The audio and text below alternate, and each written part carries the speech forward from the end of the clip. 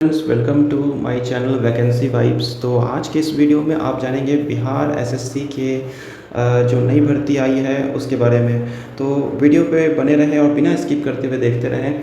और हमारे चैनल पे नए हैं तो आप सब्सक्राइब ज़रूर करें ताकि इस तरह की लेटेस्ट इन्फॉर्मेशन जॉब के रिगार्डिंग आपको सबसे पहले मिल पाए। तो वीडियो में आगे बढ़ते हैं। बिहार कर्मचारी चयन आयोग यानी बिहार एसएससी ने 2025 में एक ग्रेजुएट लेवल की वैकेंसी निकाली है, जिसमें बहुत सारे पोस्ट के लिए अलग अलग विभागों के लिए यहाँ पे भर्तियाँ आई हैं। तो वीडियो में आगे जानते हैं कि किस तरह से अप्लाई करना है, कौन कौन से लोग एलिजिबल हैं और इसके वेतन, योग्यता, उम्र सीमा के बारे में भी हम चर्चा करेंगे। तो बिहार कर्मचारी चयन आयोग ने ऑनलाइन रजिस्ट्रेशन की प्रक्रिया जो कि ग्रेजुएट लेवल के पोस्ट के लिए है वो 18 अगस्त से शुरू करेगी, जो कि 17 सितंबर इसकी अंतिम तिथि होने वाली है। और इसके बारे में और भी जानेंगे बातें हम कि किस तरह से अप्लाई करना, कौन कौन से लोग अप्लाई कर पाएंगे। तो इसमें जो पद है वो बहुत पद है, जैसे सहायक प्रशाखा पदाधिकारी, योजना सहायक, कनीय सांख्यिकी सहायक, डाटा एंट्री ऑपरेटर। और इसके अलावा और भी वैकेंसी है जिसमें अंकेक्षण है, निदेशालय, वित्त विभाग, इन सभी में आपकी भर्तियां हो सकती है। उसके बाद अंकेक्षक सहयोग समिति और सहकारिता विभाग है, इसमें भी भर्तियां होंगी। तो इसमें हम जानेंगे कौन कौन से लोग एलिजिबल हैं और वेतन क्या होने वाला है। तो इसमें न्यूनतम जो शैक्षणिक योग्यता है सहायक प्रशाखा आदि पदाधिकारी के लिए किसी भी मान्यता प्राप्त विश्वविद्यालय से आपका ग्रेजुएशन होना चाहिए, किसी भी मान्यता प्राप्त यूनिवर्सिटी से आपका स्नातक होना चाहिए और उसमें आपको तकनीकी योग्यता नहीं चाहिए। दूसरा है योजना सहायक का पद, जिसमें किसी भी मान्यता प्राप्त विश्वविद्यालय से स्नातक इसमें भी होना चाहिए। तीसरा है कनीय सांख्यिकी सहायक, इसमें मान्यता प्राप्त विश्वविद्यालय से मैथ अथवा अर्थशास्त्र अथवा वाणिज्य अथवा सांख्यिकी विषय से स्नातक परीक्षा उत्तीर्ण होना चाहिए, यानी कि किसी भी मान्यता प्राप्त यूनिवर्सिटी से आप इनमें से किसी एक विषय में आपका ग्रेजुएशन होना ज़रूरी है और इसमें भी तकनीकी योग्यता नहीं मांगी गई है। इसके अलावा हम बात करेंगे डाटा एंट्री ऑपरेटर की। तो इसमें पीजीडीसीए, बीसीए, बीएससी आईटी या फिर इसके समकक्ष जो भी योग्यता रखते हों तो उनके लिए ये वैकेंसी है।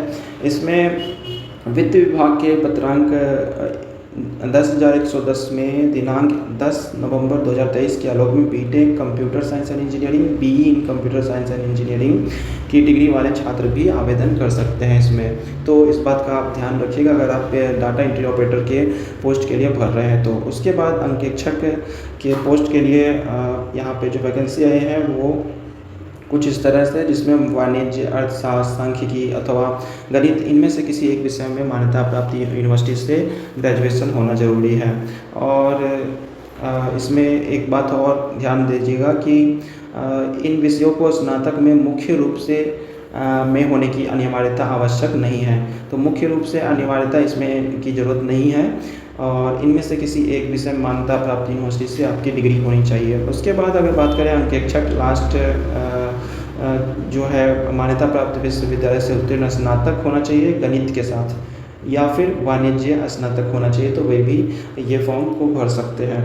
तो ये थी वैकेंसी के जो योग्यता होनी चाहिए, शैक्षणिक योग्यता, उसके बारे में। एक बात का और ध्यान रखिएगा कि जो डाटा एंट्री ऑपरेटर की जो वैकेंसी है उसमें तकनीकी योग्यता में मांगा गया है किसी भी मान्यता प्राप्त विश्वविद्यालय से स्नातक के साथ मान्यता प्राप्त संस्थान से पीजीडीसीए या फिर समकक्ष, ये सभी होने चाहिए आपके पास।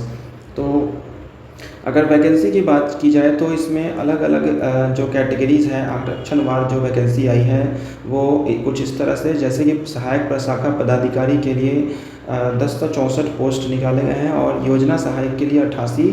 उसके बाद अगर बात की जाए कनीय सांख्यिकी सहायक के लिए 5, डेटा एंट्री ऑपरेटर के लिए 1 और अंकेक्षक के लिए 125 और अंकेक्षक सहयोग समिति में जो भर्तियां होंगी उसके लिए 198। तो कुल पदों की संख्या है वो 1481 है।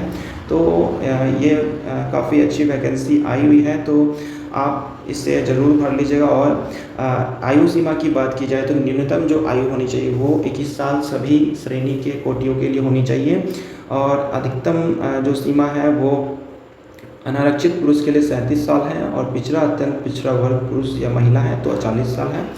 अनारक्षित महिला है तो उसके लिए 40 साल है। अनुसूचित जाति जनजाति के पुरुष या महिला अभ्यर्थी है तो 42 साल है। और दिव्यांग के लिए 10 वर्ष की अतिरिक्त छूट दी जाएगी। तो इस तरह से ये जो वैकेंसी आई है इसके बारे में और भी डिटेल्स जब फॉर्म भरना शुरू होगा तो उसके पहले मैं वीडियो बना दूंगा, तो आप हमारे चैनल से जुड़े रहें और साथ ही साथ बेल आइकन को प्रेस कर लें और अपने दोस्तों के साथ भी शेयर करें ताकि वे भी इस वैकेंसीज के बारे में अगर एलिजिबल हो तो वो भर पाएँ। तो मिलते हैं नेक्स्ट वीडियो में, तब तक के लिए keep watching my channel and thank you.